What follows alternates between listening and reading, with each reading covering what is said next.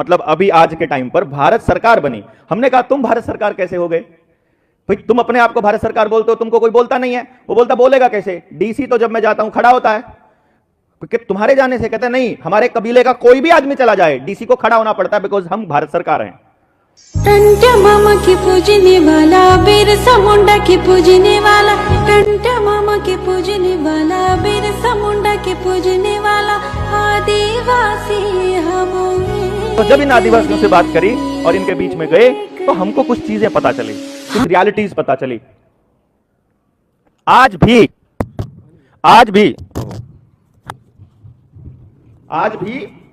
वापी जिले में, गुजरात के वापी जिले में जाइए आप, वहां आदिवासी कबीला है एसी केसरी सिंह।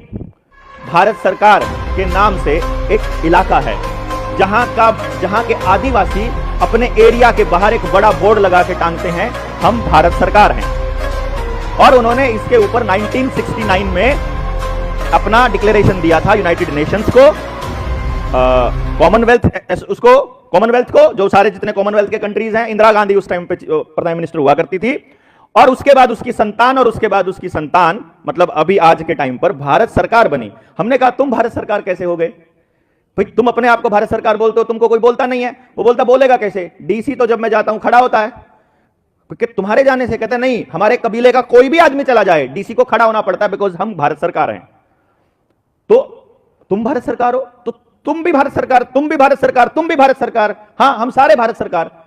ऐसा कैसे? बोला देखो, वो लेते हैं तनख्वाह के बदले करते हैं काम। वो है नौकर को तनख्वाह जो देगा वो मालिक होगा, जिसकी सेवा के लिए उनको बिठाया गया है वही भारत सरकार होगी। भारत सरकार सेवार्थ, OIGS।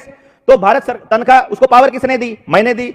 उसको बिठाया किसने? मैंने। उसकी सैलरी कहां से आती है? मेरे पैसे से, मेरे टैक्स के पैसे से। मेरा अनाज उगता है तो उसको पैसा मिलता है। मैं उससे कुछ नहीं लेता हूं, मैं उसको देता हूं, और मैं इसलिए भारत सरकार का डिक्लेरेशन मैंने अपना किया। तो ये कौन कौन कर सकता है इस देश के अंदर? तब उन्होंने हमें बताया पूरी सच्चाई कि देखो ऐसा है, इस देश में जो आदमी बाहर से आया है उसे डॉक्यूमेंट बनवाने पड़ेंगे, उसे कागज बनवाने पड़ेंगे। तो जिस भी आदमी के पास कोई भी डॉक्यूमेंट है वो इस देश में शरणार्थी है, वो इस देश के अंदर रिफ्यूजी माना जाएगा। जिसने अपने बाप दादाओं की जमीन छोड़ दी वो शरणार्थी माना जाएगा। जिसने भी अपना गांव छोड़कर शहर में शिफ्ट हो गया और वहां का कोई भी डॉक्यूमेंट बनवा लिया वो रिफ्यूजी माना जाएगा। वो भारत सरकार, वो मालिक नहीं रहेगा देश के अंदर। तब तक वो मालिक है जब तक वो किसी की अधिकारी से या किसी एजेंसी से कोई पैसा, कोई स्टाइफंड, कोई बोले तो सब्सिडी नहीं लेता है। अच्छा, तो ये सब्सिडी इसलिए दी गई थी कि जैसे ही आप लेते हो आप रिफ्यूजी हो जाते हो, जब तक आप दे रहे हो तब तक आप मालिक हो जी। तो फिर इसका क्या इलाज है? तो उन्होंने हमें बताया कि हम लोगों ने पूरे के पूरे एरिया ने इकट्ठा होकर के हर आदमी ने अपना ड्राइविंग लाइसेंस, अपना वोटर कार्ड, अपना आधार कार्ड सब सरकार को सरेंडर कर दिया 2015 में। सरेंडर करने के बाद, और यह काम पहले से चल रहा था, लेकिन उस टाइम पर जो पुलिस अधिकारी और डेप्यूटी कलेक्टर उनके गांव में घुसने लग गए थे, उनके इलाके में घुसने लग गए। तो उसका इलाज उन्होंने निकाला कि तुम घुस कैसे सकते हो। तो फिर डेप्यूटी कलेक्टर ने उनको बताया कि देखो तुम्हारे पास अब डॉक्यूमेंट है, अब तुम हमारे गुलाम एक तरह से, अब तुम रिफ्यूजी हो, अब तुमको हमारी माननी पड़ेगी सिर्फ इस कागज से। बोला हाँ, क्योंकि ये डॉक्यूमेंट आपको इस देश में कमर्शियल एक्टिविटी करने की परमिशन दे के लिए है। जैसे मेरा बच्चे का नाम अगर यशस्वी है तो इसको सर्टिफिकेट आप थोड़ी दोगे कि मेरे बच्चे का नाम क्या है, इसका सर्टिफिकेट आप थोड़ी दोगे। मैं बताऊंगा ना कि ये मेरा बेटा है और इसका नाम क्या है, मैंने जो कह दिया वो फाइनल है। लेकिन यदि यही कागज, यही सर्टिफिकेट मैंने किसी और से ले लिया, जैसे दुकान का सर्टिफिकेट लेते हैं, जैसे कोई फूड सप्लाई का सर्टिफिकेट लेते हैं, जैसे ड्राइविंग लाइसेंस लेते हैं, जैसे गाड़ी का रजिस्ट्रेशन लेते हैं, जैसे घर की रजिस्ट्री कराते हैं, या कोई दूसरा कागज लेते हैं, तो वहां से क्लैरिटी आएगी कि यदि आपने वो डॉक्यूमेंट किसी और से बनाया है तो आपने उसको मालिक मान लिया है, किसी और का मालिक। समझे नहीं आप बात? जैसे जमीन की रजिस्ट्री आपके पास है और आपने उस पर लोन लेना है, तो जैसे ही आप उस पर लोन लेने के लिए जाओगे बैंक के पास, तो बैंक आपसे वो रजिस्ट्री ले लेगा। तो अब बैंक उसका मालिक हो जाएगा, अब बैंक उसका मालिक हो जाएगा रजिस्ट्री का। तब तक आप निर्णय नहीं ले पाओगे जब तक आप बैंक से वो रजिस्ट्री नहीं लाओगे। यानी डॉक्यूमेंट जिसका है वो मालिक है। ओहो, तो फिर तुमने क्या किया? हमने क्या किया? हमने ऐलान किया कि इस तारीख को हम अपने सारे डॉक्यूमेंट सरेंडर करने वाले हैं। वो पूरा कबीला, पूरे गांव सरेंडर करने के लिए आ गए।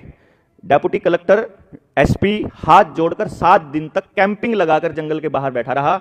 मेरी नौकरी चली जाएगी, मेरे बच्चे भूखे मर जाएंगे, ये सरेंडर मत करो, ये मत करो, मैं मर जाऊंगा, ऊपर से बहुत प्रेशर है, ये कागज सरेंडर मत करो, मैं हाथ जोड़ता हूं, पैर पड़ता हूं। इतना प्रेशर डेप्यूटी कलेक्टर के ऊपर कि सरेंडर कर दिया तो गड़बड़ हो जाएगी, ये तो मालिक बन जाएंगे उसी टाइम। तो फिर उन्होंने इस शर्त पर अपने डॉक्यूमेंट्स को मास लेवल पर सरेंडर नहीं किया, एक एक करके सरेंडर किया कि हम एक एक करके चिट्ठी भेजेंगे, तुमको भेज देंगे और तुम्हारा कागज नहीं चाहिए। वो मास लेवल पे उन्होंने मूवमेंट चलाया। जब उस टाइम पे वो इसलिए मना कर गया कि वहां एसपी ने और डीसी ने बोल दिया कि ठीक है, हम मानते हैं कि तुम भारत सरकार हो, हम मानते हैं कि तुम मालिक हो, तुम्हें अपनी गाड़ी पर ना तो रजिस्ट्रेशन प्लेट लगाने की जरूरत है, तुम्हें ड्राइविंग लाइसेंस बनाने की जरूरत नहीं है, तुम्हें कोई पुलिस वाला रोकेगा नहीं, जैसे ही तुम्हें कोई रोकता है तुम सिर्फ बता देना कि हम कुटुंब परिवार एसी केसरी परिवार से हैं और हम भारत सरकार हैं, आपको कोई नहीं छेड़ेगा। तो आज भी इस वक्त अभी अपनी 1 तारीख हो गई ना, 1 दिसंबर 2024 में भी वो लोग भारत सरकार का लेबल लगा के बैठे हैं।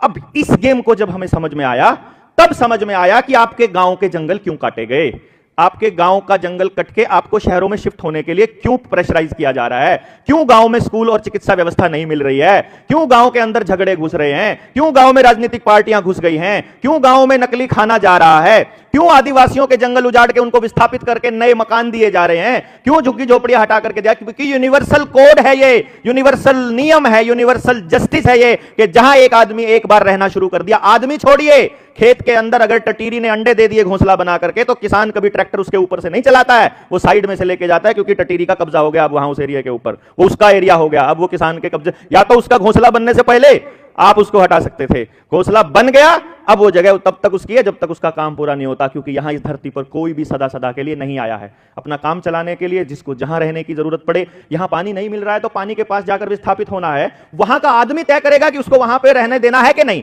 जैसे हम आकर बुलाते थे, हम तो बसाते थे अपने गांव में, तो कभी कभी अपने गांव में व्यवस्था नहीं बन रही है तो कोई दूसरे गांव में जाके बस जाता था।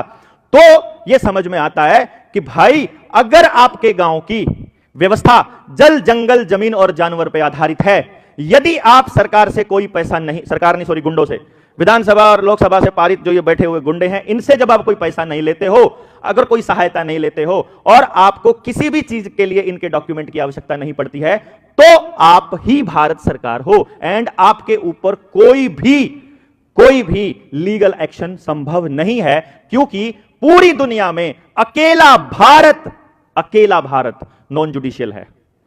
अकेला भारत।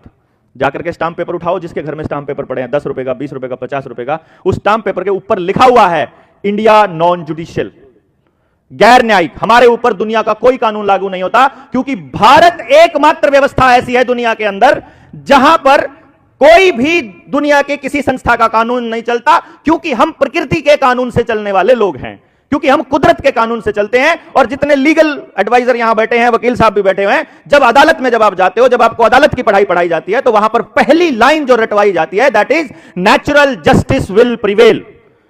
जो प्राकृतिक न्याय है वो सबसे ऊपर रहेगा, और प्राकृतिक न्याय तब तक है जब तक आप प्रकृति की हानि नहीं करते हो, जब तक आप प्रकृति के नियमों को मानकर चलते हो। आपने प्रकृति का नियम तोड़ा, आप कमर्शियल हो जाओगे, आप कमर्शियल होते ही आप न्यायिक हो जाओगे, और न्यायिक होते ही आपकी गर्दन उनके हाथों में हो जाएगी। I'm a Adivasi blessed, yeah. I'm a Adivasi blessed, yeah. I'm a Adivasi blessed, yeah. खून में उबाल, मेरे आंखों में बवाल, कौन है ये आदिवासी पूछे जो सवाल, तो फिर देख तू कमाल कैसे करता धमाल। ये आदिवासी हिप हॉप को रखेगा संभाल। हुआ 17 जुलाई 86 को अराइवल, टैलेंट एक बचपन से बनने लगे राइवल। आदिवासी हिप हॉप करना ही होगा याद, तो फिर देख कैसे कमी को मिटाता है ये ट्राइबल। करो इंतजार, तैयारी अभी जारी है। I'm a Adivasi blessed, yeah. I'm a Adivasi blessed, yeah. I'm a Adivasi blessed, yeah.